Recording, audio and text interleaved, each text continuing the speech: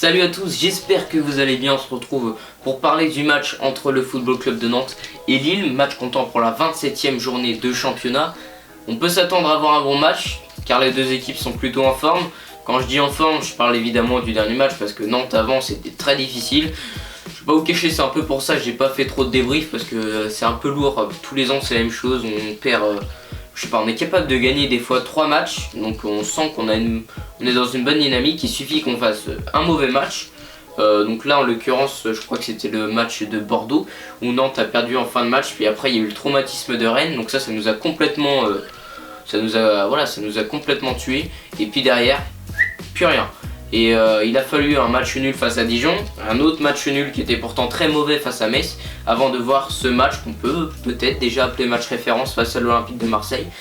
Match référence uniquement si Nantes arrive à poursuivre sur cette mini-série en enchaînant face à une équipe de Lille quand même qui est plutôt bien classée, 4ème du championnat, la lutte avec Rennes pour la 3ème place. Et c'est vrai que c'est une lutte plutôt acharnée. Lille qui a perdu des points face à Marseille justement il y a 2 semaines, donc ils ont enchaîné 2 matchs à domicile là. Donc, sur ces 2 matchs à domicile ils ont perdu face à Marseille sur le score de 2-1, avec pourtant une copie plutôt voilà, Marseille a été opportuniste, on va pas se le cacher sur ce match là. Et ils ont bien rectifié le tir en gagnant 3-0 face à une équipe de Toulouse qui est plutôt malade. Ça je pense que voilà, il suffit pas tous les ans, de toute façon il y a une équipe qui prend l'eau. L'année dernière c'était Guingamp, là cette année c'est vraiment Toulouse pour le coup, 13 petits points pour le TFC, mais là n'est pas le sujet. Alors que Nantes, sur les 2 derniers matchs, il y a eu une victoire face à Marseille, il y a un match nul totalement dégueulasse face à Metz. Et du coup, voilà, ce serait bien de rebondir sur un bon match à l'extérieur. Ce qui est un petit peu un comble, c'est de voir qu'à Nantes, sur les matchs à l'extérieur, on est quand même plutôt bien classé. On est même plutôt bon sur les matchs à l'extérieur. Alors qu'à domicile, on a pu gagner depuis début décembre, je crois. Depuis le match à Dijon, donc ouais, c'était 1er décembre ou 2 décembre. Donc là, Nantes va jouer au 1er mars, donc ça fait 4 mois, 3 ou 4 mois, même 4 mois que Nantes n'a plus gagné à domicile. Il y a eu la défaite à Angers, à Strasbourg, face à Angers, face à Strasbourg, face à Bordeaux, et face à Paris, voilà. Et là il y a eu le match nul face à Metz.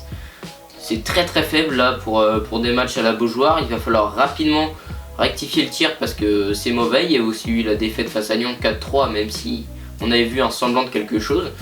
Donc Nantes, il va falloir rectifier le tir à domicile, surfer sur cette bonne dynamique. Niveau compo, Nantes devrait garder la même compo que face à Marseille. En tout cas c'est ce qui a été testé à l'entraînement, c'est de voir que Gourcuff a envie vraiment d'appuyer sur ce qui a été vraiment très bon à Marseille, c'est-à-dire les changements de rythme, les changements de côté, parce qu'on sait que voilà, sur les ailiers, là, nos ailiers, on a de la chance que ce soit Limambé, Simon ou Bamba, ils gagnent leur 1 contre 1 en général avec une bonne pointe de vitesse, et derrière ils sont capables du coup de faire une différence. Et voilà, pourquoi pas adresser après un bon centre comme c'était le cas sur le but de Anthony Limambé face à Marseille. Donc Gourcuff il a vraiment voulu appuyer sur ça tout en gardant son schéma de jeu qui lui permet également d'avoir une solidité défensive assez impressionnante. De voir que Giroto il était en difficulté, Palois est revenu. En fait ils forment une fusion, ils forment un binôme qu'on peut pas enlever, et quand ils sont ensemble ils sont vraiment bons, alors que quand on les sépare c'est difficile.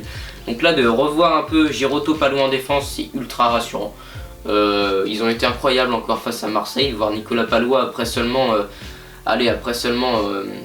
attends, il était blessé depuis le début d'année 2020 je crois.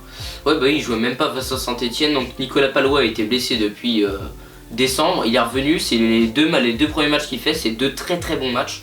Face à Metz, Diallo il a rien pu faire face à Palois, et face à Marseille, Benedetto il est retombé sur Palois qui lui avait déjà mis sa misère en septembre.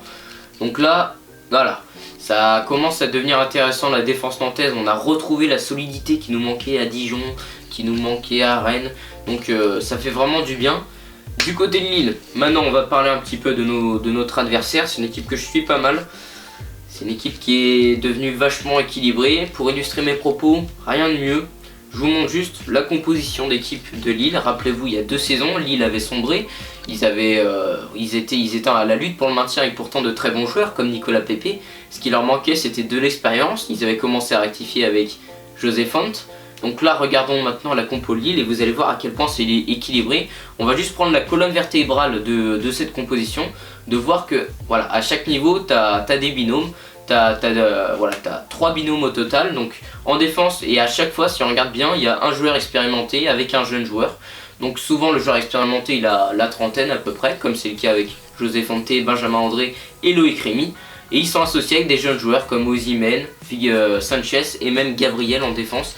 Et c'est de voir que ces binômes là, ça permet vraiment d'équilibrer cette équipe de Lille, ce qui fait que maintenant ils arrivent à mettre l'intensité qu'il faut pour maîtriser leur sujet, pour maîtriser leur match.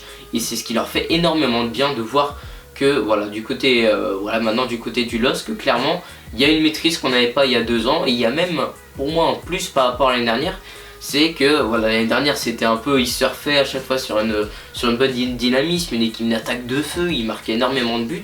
Mais là on a une solidité, on a une vraie équipe qui joue dans un schéma très ancien mais très classique, qui est le 4-4-2, et ça leur réussit vachement bien. Donc le super duel de ce match, ça va être évidemment de voir comment la défense nantaise va encore réussir à gérer le duo infernal Loïc Rémy et Victor Osimhen. Si je parle de Loïc Rémy, alors que je pense que vous avez plus entendu parler d'Osimhen, c'est que Loïc Rémy c'est le meilleur buteur du LOSC depuis le début de l'année civile 2020. On va dire qu'à 30 et quelques années, il a encore de beaux restes. La preuve c'est de voir son dernier match face à Toulouse qui a été vachement bien réussi. Donc il va falloir faire attention à ce joueur là en particulier.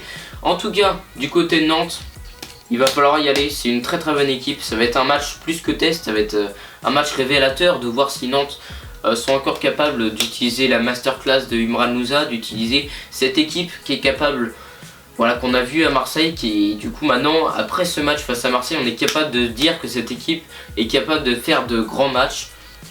Voilà, ce qu'on leur demande juste, c'est d'aller chercher les 3 points. Je pense que ça ferait vraiment du bien cette équipe de Nantes à la Beaujoire face au 4ème.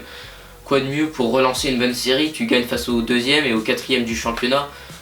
Franchement ça ferait un bien fou, on est tous d'accord là-dessus. Et pourquoi pas derrière enchaîner, c'est ce qu'il faut. C'est ce qu'on va attendre du côté de Nantes. C'est encore aller chercher plus loin dans les idées de jeu. Continuer à faire ce qu'on a fait face à Marseille, hein. On a des joueurs en forme, alors il faut les utiliser. Gourcuff a bien précisé en conférence de presse que depuis la victoire face à l'Olympique de Marseille, c'est vrai que je répète beaucoup ce match, mais ça a vraiment été un match référence pour le coup, c'est que depuis le niveau de jeu, la qualité de jeu à l'entraînement s'est visiblement améliorée, et on a senti des joueurs encore plus concernés par la tâche qui les attendait. Donc là, le prochain rendez-vous c'est face à Lille. Il va falloir gagner ce match, ça va pas être simple, mais voilà, Nantes en a besoin. Nantes sont 11e à l'heure actuelle, ils peuvent remonter de pas mal de places parce qu'il y a beaucoup d'équipes avec 37 points, donc ils peuvent faire une très bonne opération de classement en gagnant face au LOSC. On attend que ça, puis allez Nantes, ciao.